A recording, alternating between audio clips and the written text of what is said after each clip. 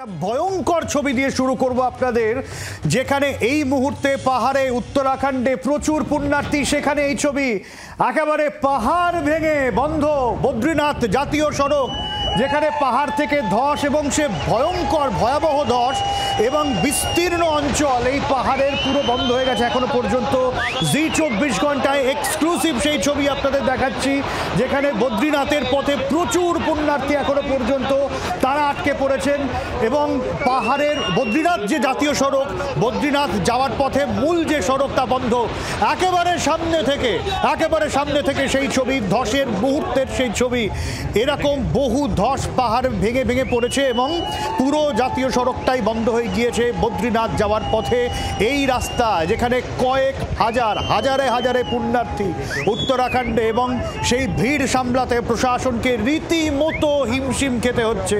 ফলে আপাতত সেই জাতীয় সড়ক বন্ধ হয়ে গিয়েছে। যোশীমঠ থেকে 1 কিলোমিটার মতন দূরেরই এই ঘটনা, যেখানে একটা টানেলও রয়েছে সামনে, তার ঠিক আগেই এই ধস। যেখানে বদ্রীনাথ যাওয়ার যে মূল সড়ক, যে বদ্রীনাথে ইতিমধ্যেই প্রচুর পুণ্যার্থী রয়েছেন আর প্রচুর পুণ্যার্থী যাচ্ছেন, তার ঠিক আগেই এই ধরনের ঘটনা। এর আগে আমরা শনিবারের ঘটনা দেখেছিলাম, সেখানেও ধস নামে হায়দ্রাবাদের 2 জন পুণ্যার্থীর মৃত্যু ঘটে। আবার বড় সড়ো এই ধসের ছবি জি24 ঘন্টায় এক্সক্লুসিভ সেই ছবি দেখাচ্ছি, যেখানে পুরো বদ্রীনাথ যাওয়ার যে জাতীয় সড়ক বন্ধ হয়ে গিয়েছে। কয়েক হাজার পুণ্যার্থী আটকে পড়েছেন এবং এই যে বড় সড়ো ধস, এই ধস সরানোর চেষ্টা ইতিমধ্যেই প্রশাসন শুরু করেছে, কিন্তু যে ব্যাপক আকারের ধস নেমেছে সেই ধস কিন্তু সরাতে, রাস্তা পরিষ্কার করতে বেশ খানিকটা সময় লেগে যাবে বলে মনে করছে প্রশাসন। কারণ পাহাড় নড়বড়ে, উত্তরাখণ্ডে দফায় দফায় বৃষ্টি, আর সেই দফায় বৃষ্টিতে এই ধরনের ছবি সামনে আসছে। রাজীব রয়েছেন আমাদের সঙ্গে। রাজীব, ঠিক কি পরিস্থিতি এই মুহূর্তে ওই বদ্রীনাথের জাতীয় সড়কে, যেখানে এই ঘটনা ঘটেছে, যে ছবি আমরা দেখাচ্ছি, ঠিক কি পরিস্থিতি, প্রশাসনের তরফে কি বলা হচ্ছে? রাজীব। সব্যসাচী, এক কথায় বলতে গেলে বিপর্যস্ত গোটা উত্তরাখণ্ড। দেখো, উত্তরাখণ্ডে টানা বৃষ্টি হচ্ছে গত কয়েকদিন ধরে, এবং আগামী 2 দিন অর্থাৎ 12 তারিখ পর্যন্ত ভারী বৃষ্টির সতর্কতা জারি করেছে আবহাওয়া দপ্তর। আর যার জেরে পাহাড়ের একাধিক জায়গায়, রাস্তার একাধিক জায়গায় ধস নেমেছে এবং পাহাড়ের ধ্বংসস্তূপ নেমে আসছে রাস্তার ওপরে, যার ফলে বড় সড় দুর্ঘটনা ঘটতে পারে বলে মনে করা হচ্ছে।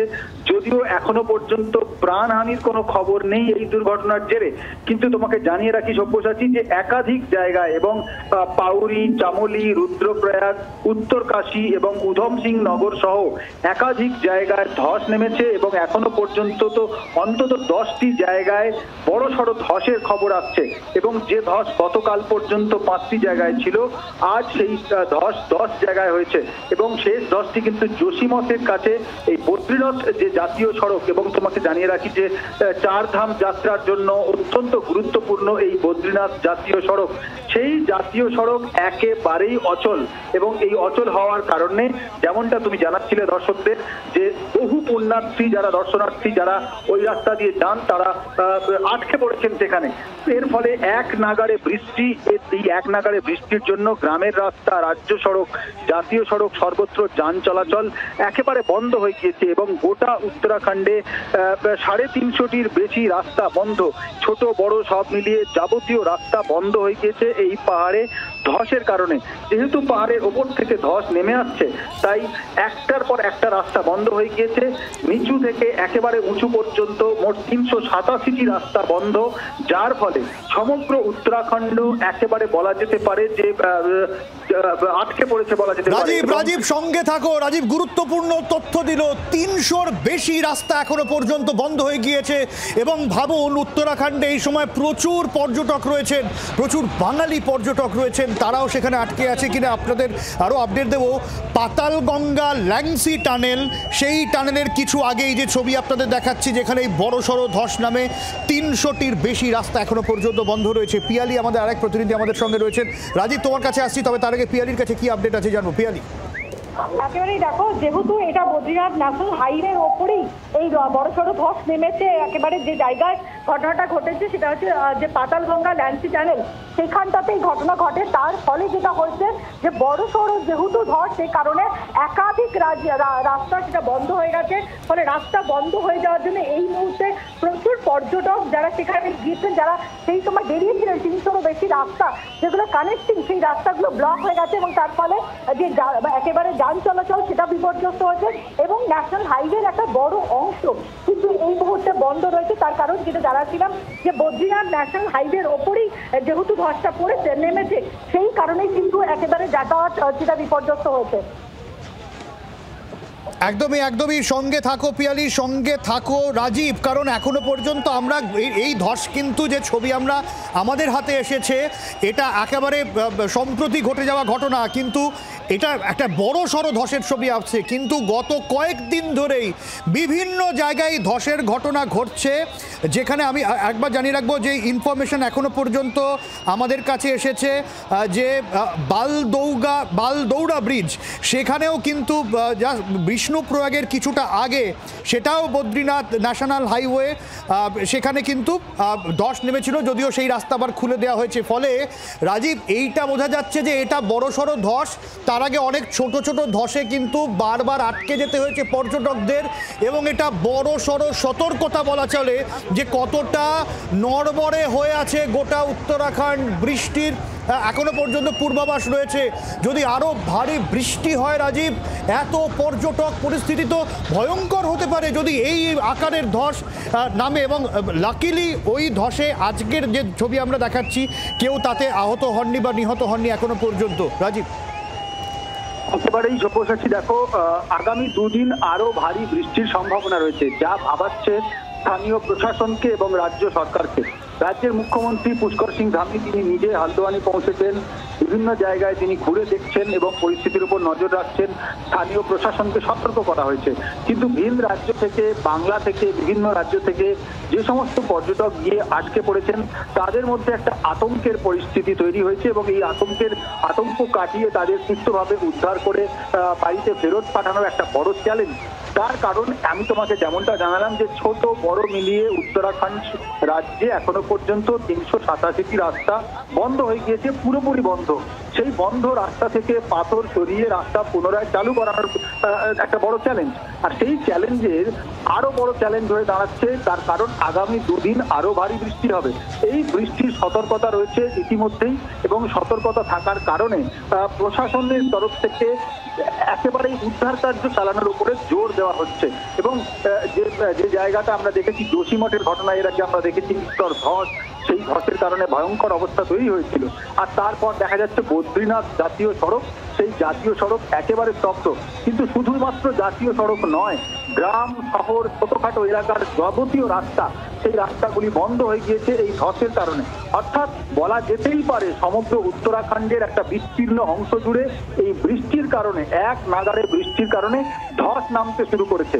আর এই ধস দেবভূমি হিসেবে পরিচিত উত্তরাখণ্ডকে নতুন করে চ্যালেঞ্জের মুখে ফেলে দিয়েছে। তার কারণ পর্যটক যারা বিভিন্ন রাজ্য থেকে গিয়েছেন, দেশ বিদেশ থেকে পর্যটক গিয়েছেন, তাদের নিরাপদে বাড়ি ফেরানোটাই সরকারের তরফ থেকে রাজ্য সরকারের কাছে বড় চ্যালেঞ্জ।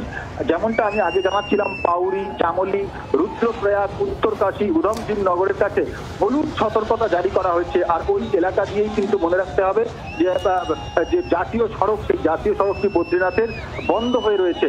অর্থাৎ বন্ধ থাকা জাতীয় সড়ক টপকে অন্য রাস্তা দিয়ে যাওয়া একেবারেই অসম্ভব। আর সেই অসম্ভব, রাজীব একটু তোমাকে থামাচ্ছি, আমি পিয়ালির কাছেও পরে আসবো। সুজীব কর রয়েছেন আমাদের সঙ্গে আবহাওয়াবিদ, আমি সুজীব বাবুর কাছে আসবো। সুজীব বাবু, কেদারনাথ ধামের দরজা আজই খুলে গেল।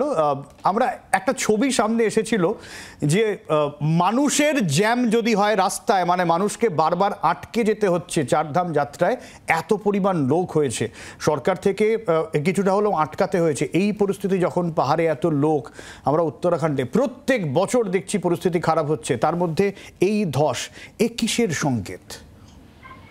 বেসিক্যালি দেখুন, উত্তরাখণ্ড পুরোটাই এই মুহূর্তে বিপর্যস্ত। ভূমিভাগের ভারসাম্য পুরোপুরিভাবে নষ্ট হয়ে গেছে।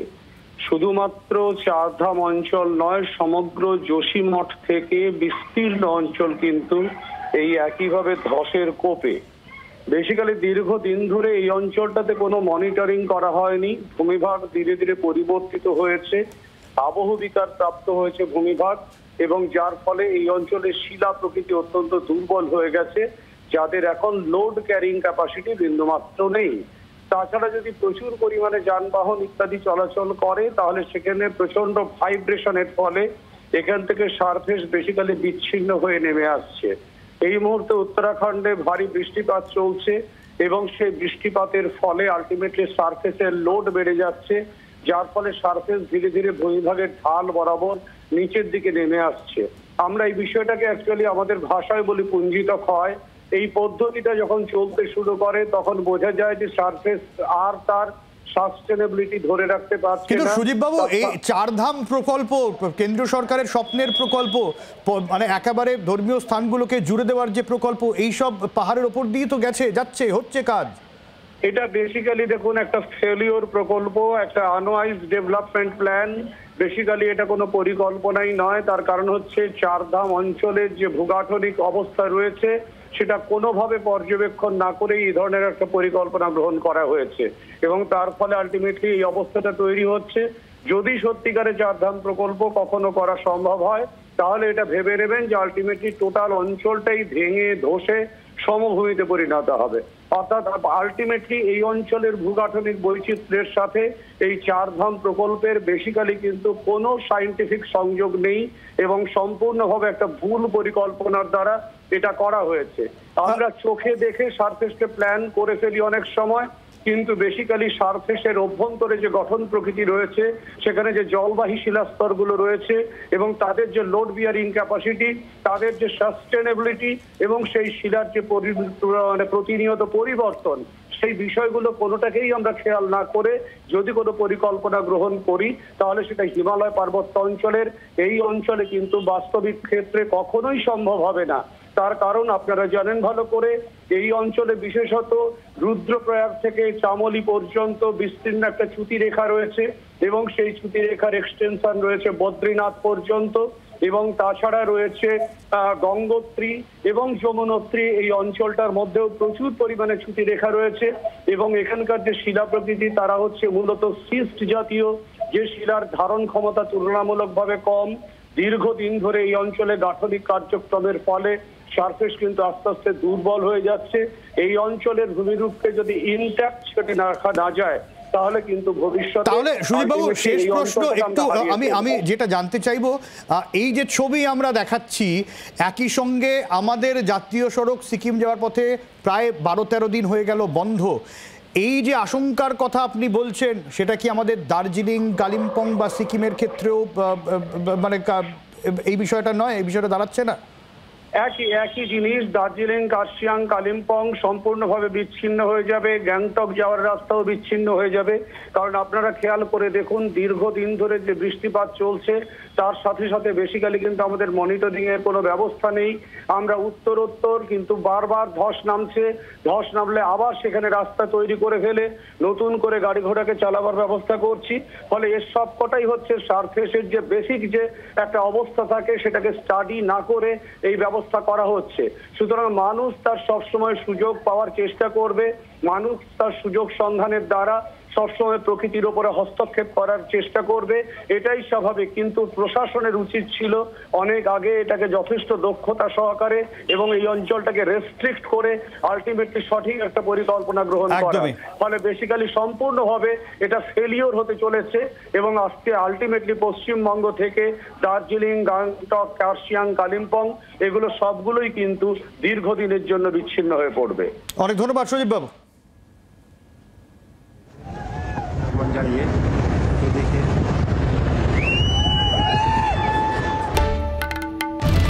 বাংলার আওয়াজ, বাঙালির আবেগ, জি 24 ঘন্টা।